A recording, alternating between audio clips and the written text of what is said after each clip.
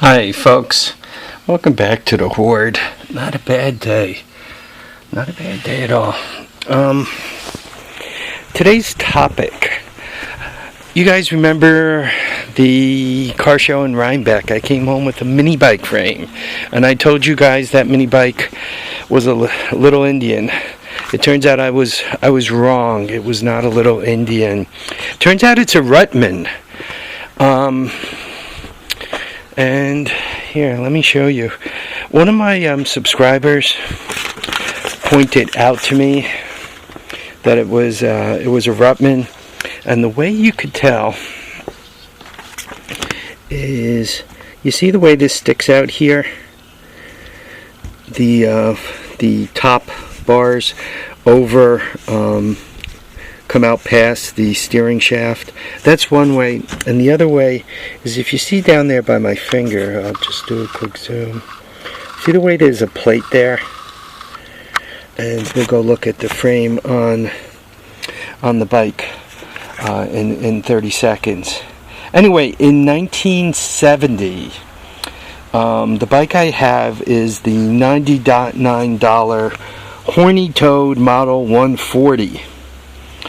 It came with a 3 horsepower Briggs, centrifugal clutch, high yield frame for steel. You guys could read all that. The tires 410 3.5 by 4 semi knobby. Right, you guys could read all this stuff. The Ruttman Horny Toad is fully assembled and ready to ride. Just add oil and gas. The interesting thing is, it weighs 66 pounds, ground clearance 2.5 inches. Ruttman and the Little Indian folks knew each other. I don't know how well associated they were. See, a lot of the names cross over, right? Ruttman, if you read the stories, I'm not sure if it's the Ruttman, which was the racing guy who bought the first little Indian bikes from the Michello brothers when they built them, and then he kind of got them started in business. I don't know if he started making mini bikes, or if it was a different Ruttman, a son, a cousin or something, who kind of got involved with them later on. Anyway, here's the bike. Okay, in all its glory. I put an engine on it. These are the right tires, right? 410 3.5 4. I went through the Hoard and dug them out. Obviously, there are cracks. I'm gonna have to buy new tires. The bearing is missing on this side. I dug these two out, though the steel wheels look good. These brass bushings, I'm gonna have to knock them out and put the right size. These roller type bearings, and once again, this is missing a bearing on one side. So it looks like I could come up with front and back wheels and tires, and I'll put new bearings in them. I'm gonna have to go for new tires. I smashed this Honda in here, and this Honda is tight. It's a 5 horsepower Honda engine. The exhaust is on the wrong side, so I can either leave it like that. It's far enough away from one's feet and legs. You'll feel a little warmth as you're driving it around, or it could be, hooked around and go out the back. Right now, with that current back wheel, I don't have any type of brake situation set up for it. And it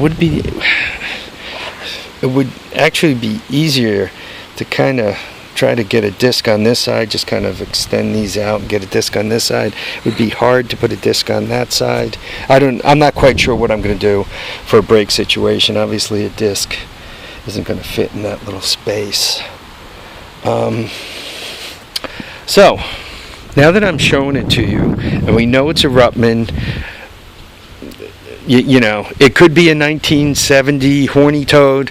I don't think it's a 1970 Horny Toad. It could be, you know, a little newer. Oh, here's where that plate was that I mentioned before that's now been removed. If that plate was here, I would know more about it. I don't have a lot of money tied up in this frame. What did I pay for it? 25 bucks. So there I am. Looks like a cool bike.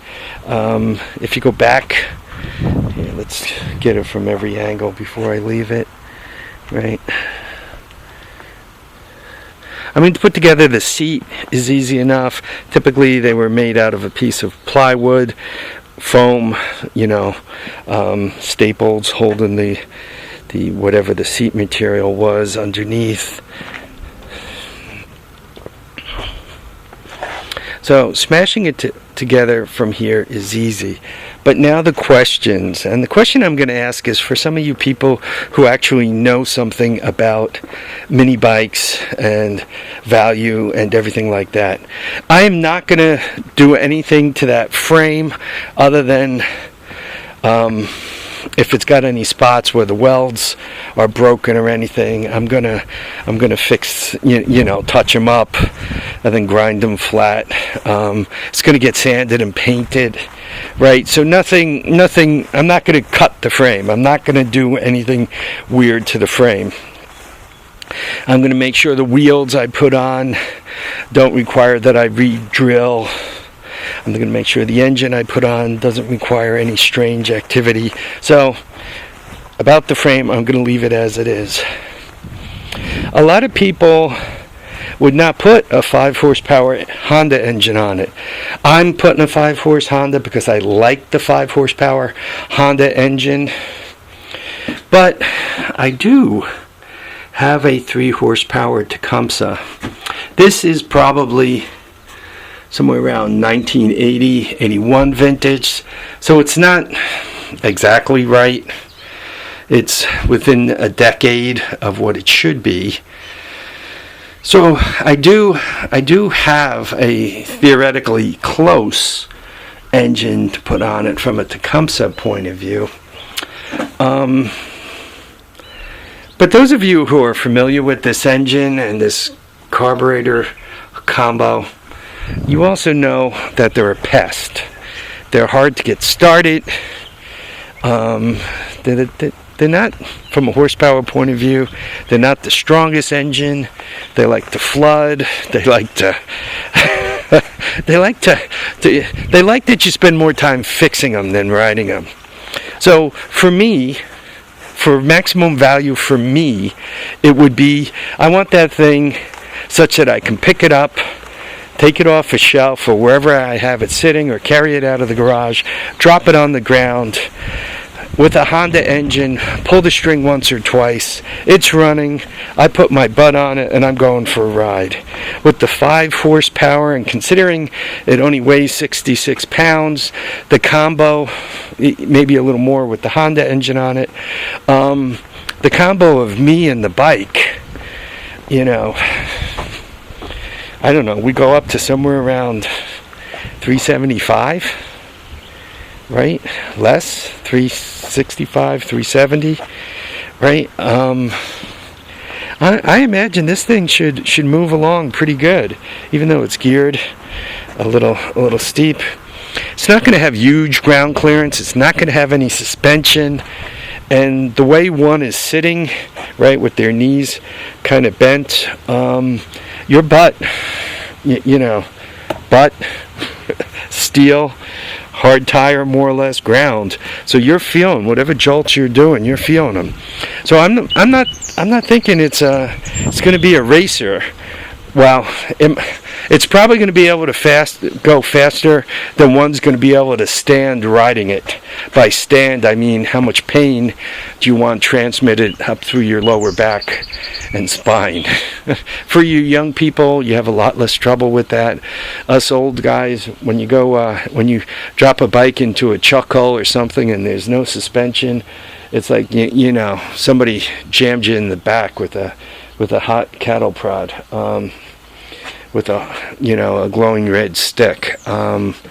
So there it is, guys. Let me know what you think. my lean really is to go with the Honda. I like the Honda. I like the Honda's going to start. I like the Honda's going to be reliable. I like everything about the Honda. And given that I'm not really doing anything bad to the frame, I'm thinking that if somebody says, no, you really got to go with a OEM, Tecumseh engine, for when my estate perhaps has to deal with it, and that person shows up and, has to buy the Ruttman, right? I mean, they could still smash that Tecumseh on there, right? It won't hurt anything. The wheels I'm putting on it are more or less time period proper. Obviously, I'm going to put modern tires on it. I could put those tires on it, but they're cracked and dry rotted, and I don't know how long they're going to last. So, anyway, guys, your thoughts. Let me know. I want to thank you all for watching and commenting and subscribing. Remember to keep your feet down, keep your heads up, and please get out there and enjoy all your days. Bye now, folks.